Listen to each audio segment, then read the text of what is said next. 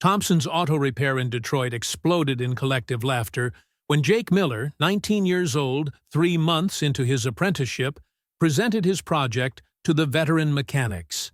An engine that ran on water.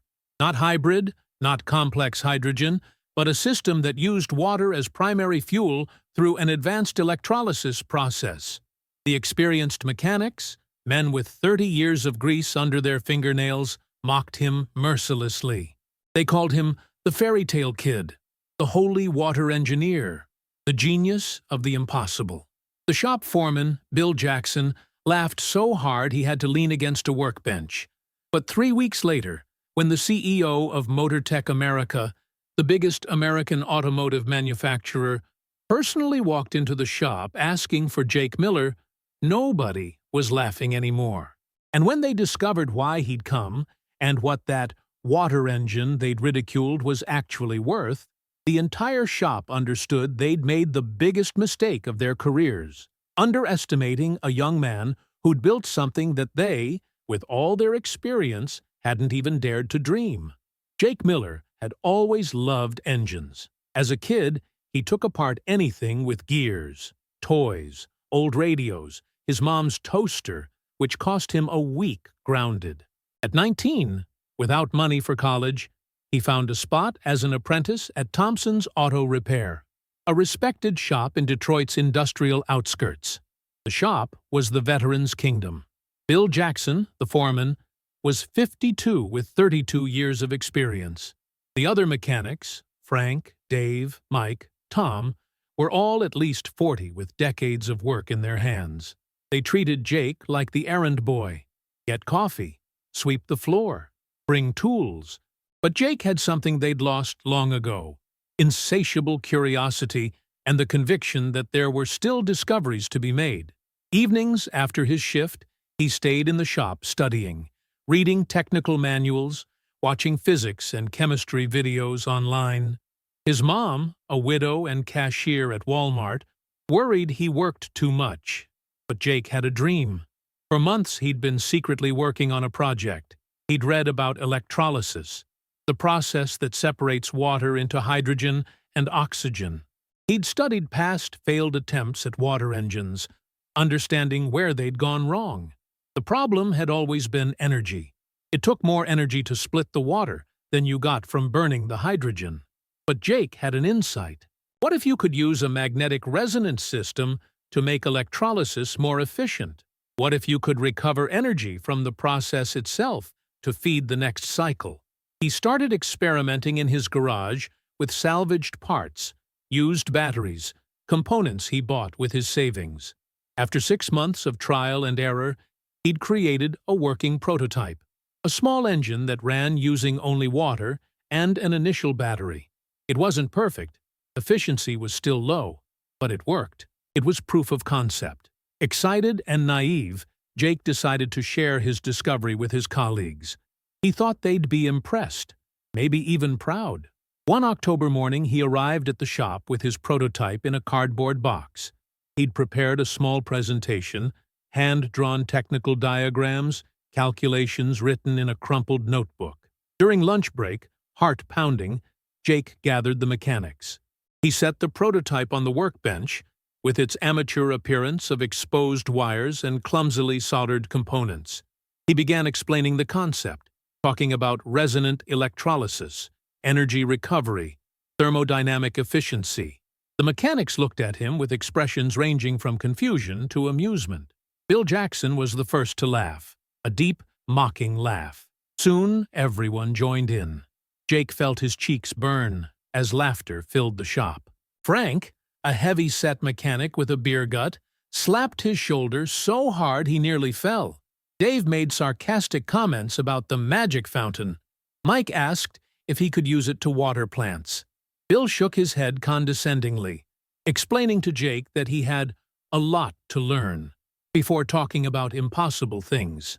They explained that the water engine idea was an old hoax, that it violated the laws of thermodynamics, that it was conspiracy theorist stuff. Bill said Jake should focus on learning how to change oil correctly, instead of wasting time with fantasies. Jake tried to defend his work, to explain he'd built a working prototype, but nobody was listening anymore. The laughter had turned to annoyance. Bill told him to put that junk away and get back to real work. Humiliated and with tears threatening to fall, Jake packed away his prototype. He spent the rest of the day silent, ignoring the amused glances and whispered comments from colleagues. That evening, he came home crushed, not so much physically as emotionally. His mom immediately noticed something was wrong. Jake told her everything, sitting at the kitchen table over tea. His mom, a practical woman who'd raised Jake alone after his dad died when he was 7, gave him advice that would change everything. She told him the world is full of people who laugh at new ideas because they're afraid to admit they didn't have them themselves. That experience is valuable, but can also blind you.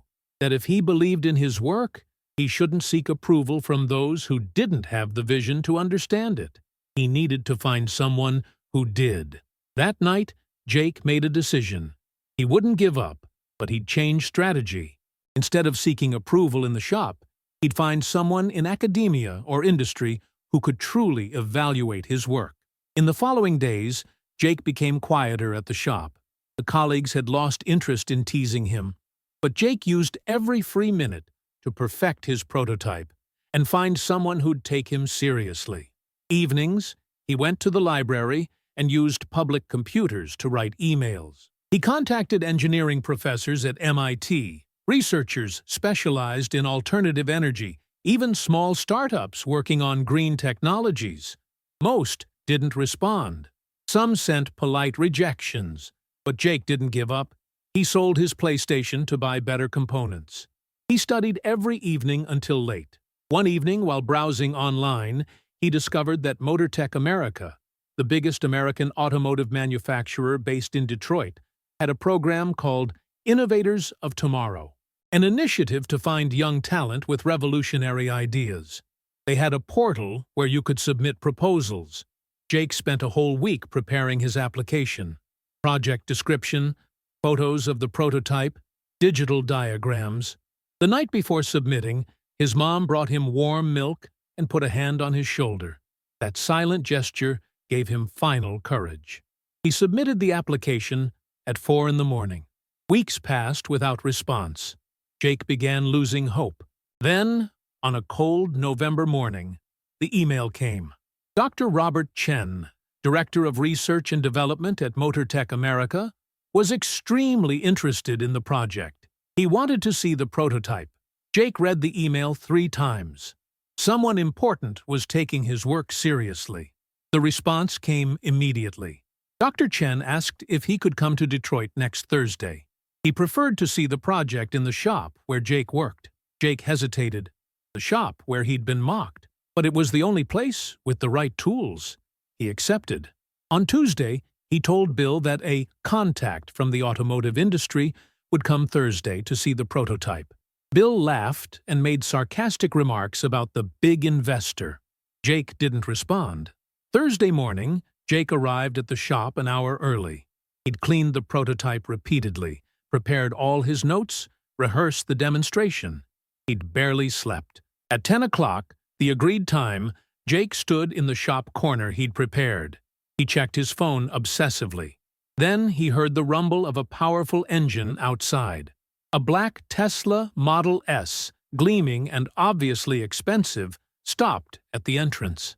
The mechanics looked up, curious. Bill approached the door, thinking it was a rich customer. From the back seat stepped a man in his 50s, perfectly styled gray hair, wearing a tailored suit. He had natural authority, the bearing of someone used to command. Bill approached with his best professional smile, asking how he could help. The man looked at the shop with attentive eyes and asked, with calm but penetrating voice, where he could find Jake Miller. Bill's smile faltered. He looked toward the corner where Jake stood, pale and wide-eyed, then looked back at the elegant man, making mental calculations that didn't add up. This important man was looking for the apprentice? The man followed Bill's gaze and saw Jake. His face opened in a genuine smile. He approached with outstretched hand, introducing himself as Robert Chen, R&D director of MotorTech America. The silence that fell over the shop was total.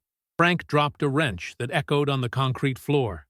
Dave stood open-mouthed. Mike turned so fast he nearly hurt his neck. Bill seemed to have forgotten how to breathe. MotorTech America. It wasn't just a big company. It was the American automotive company. Billions in revenue, thousands of employees, government contracts, and their R&D director was there, in humble Thompson's auto repair, shaking hands with the kid they'd mocked 3 weeks ago. Robert Chen didn't seem to notice the general shock. He focused completely on Jake, asking him to show the prototype. Jake, hands trembling, unveiled the engine. Robert bent to examine it, asking precise technical questions, nodding as Jake explained how it worked. The mechanics had slowly approached, forming a semicircle at respectful distance. Nobody dared speak. They watched the scene hypnotized. The boy they'd mocked was discussing advanced physics with one of the most powerful men in American automotive industry. Robert asked if he could see a demonstration.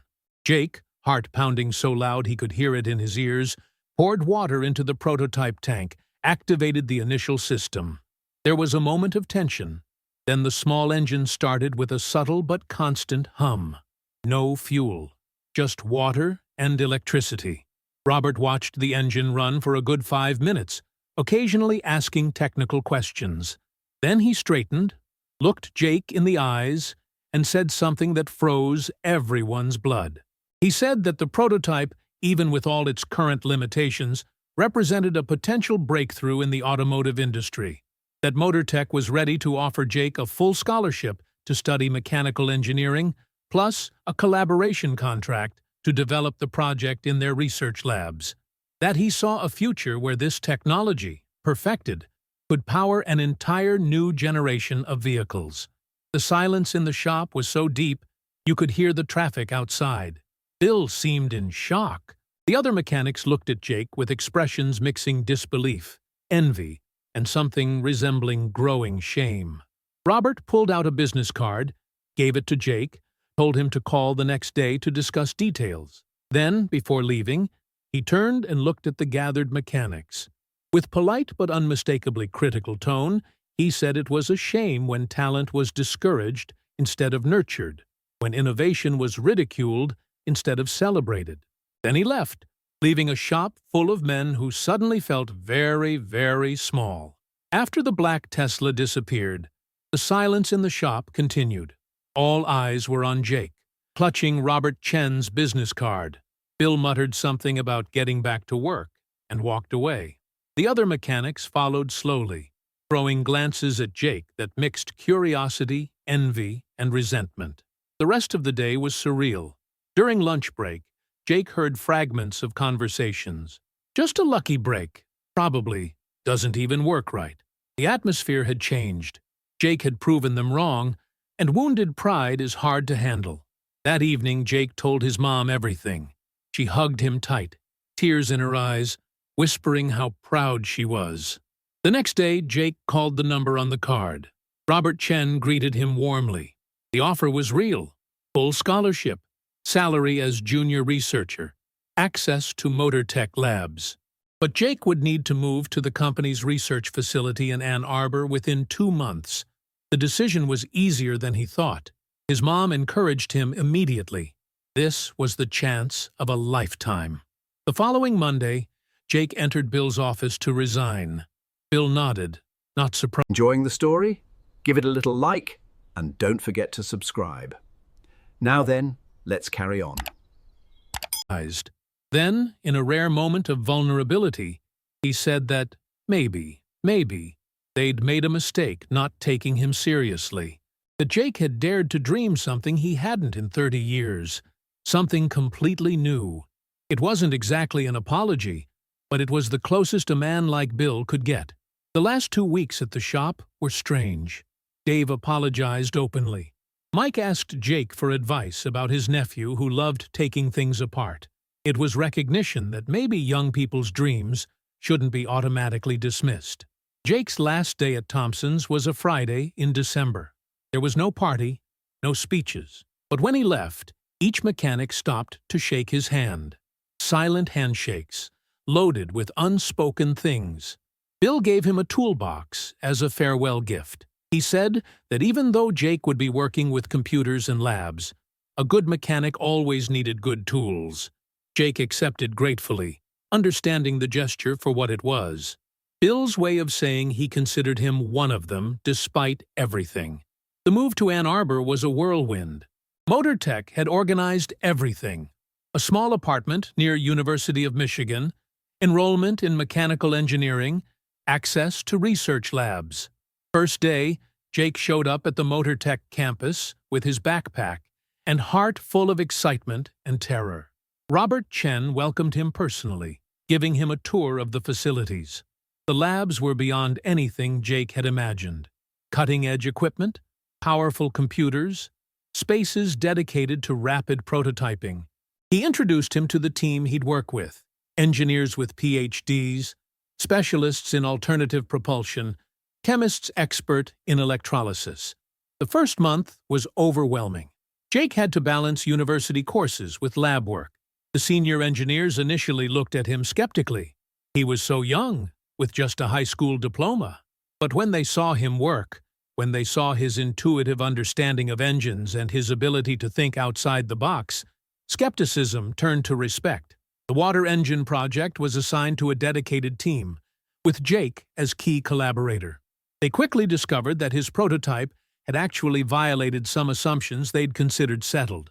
It wasn't that it worked perfectly, but it worked enough to show the approach deserved serious research. Over the following months, the team perfected the design. They replaced Jake's handcrafted components with advanced materials. They optimized the electrolysis process using catalysts Jake hadn't had the means to obtain. They integrated more sophisticated energy recovery systems. The engine improved dramatically. Efficiency rose. Power increased. They began seeing the real possibility of practical application, though still far from mass production. Jake called his mom every evening, telling her about the day's discoveries. She listened, understanding little of the technicalities, but everything of the emotion in her son's voice. She was happy for him, even though the house seemed terribly empty. At university, Jake discovered he was better prepared than he thought. Theoretical courses were difficult, but when it came to practical applications, his shop experience gave him an advantage. He understood engines in a way his classmates, coming straight from high school, couldn't. He made friends with other students, formed study groups, participated in projects. For the first time in his life, he was surrounded by people who shared his passion, who didn't laugh at his dreams, but shared them. But he never forgot the lessons from the shop. Practice had value, experience counted, and humility was essential. Every time he felt tempted to become arrogant with his new knowledge, he remembered how it felt when the mechanics mocked him. 3 years passed. Jake completed his mechanical engineering degree with honors, continuing to work part-time in MotorTech labs. The water engine project had made significant progress, though still far from commercial production. But it had generated 3 patents, with Jake as co-inventor. MotorTech offered Jake a permanent position as research engineer. He accepted, also continuing studies for a master's. At 22, he earned more than his mom had ever earned, lived in a nice apartment, worked on technologies that could change the world. But there was something he wanted to do, a circle he wanted to close. One spring Saturday, Jake took his car, a small electric Chevy that MotorTech had given him as a benefit, and drove from Ann Arbor to Detroit. He'd called ahead, asking if he could stop by. Bill had said yes, voice uncertain. Thompson's auto repair hadn't changed. Same bay doors, same oil-stained floor, same mechanics. Bill had aged a bit, more gray hair, more wrinkles, but the eyes were the same. The mechanics stopped when they saw Jake enter. He wasn't the skinny kid in faded coveralls anymore. He wore clean jeans and a MotorTech polo. He walked with the confidence of someone who'd found his place in the world. Bill wiped his hands on a rag and approached. They shook hands, an awkward but sincere moment. Jake asked if they could talk. They sat in Bill's office with terrible coffee from a machine probably 20 years old. Jake spoke first. He said he'd come to say thanks. Bill seemed confused. Thanks for what? Jake explained. He said that being mocked had been painful, but also formative. It taught him that not everyone will see your value, that you must believe in yourself even when others don't. It gave him the push to seek validation elsewhere, to not settle. He also said that the months there, learning mechanics basics, watching how real mechanics worked, had been fundamental. All the theory in the world doesn't replace knowing how an engine sounds when something's wrong, how a bolt feels when it's tightened right. Bill listened silently, emotions crossing his face. Finally, he spoke. He said Jake was right. They'd been wrong to laugh at him. That it's easy to become cynical, to stop believing something new is possible. That Jake had taught him something important. That every generation brings new ideas, and automatically rejecting them means becoming obsolete. Jake smiled. Then he said something else. He had an offer. MotorTech was opening a training center for young mechanics, combining practical experience with new technologies. They were looking for instructors, people with real shop experience who could teach both traditional skills and openness to innovation. Jake asked if Bill was interested. It wouldn't be easy work.